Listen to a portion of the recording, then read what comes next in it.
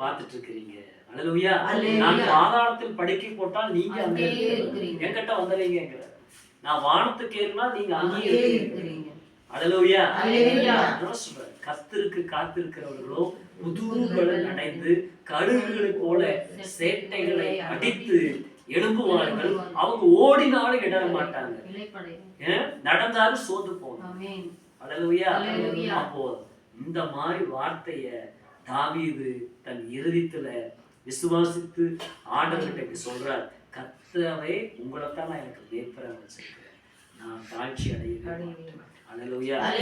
வர வர விருத்தி அடைஞ்சிட்டே போனார். எதனால?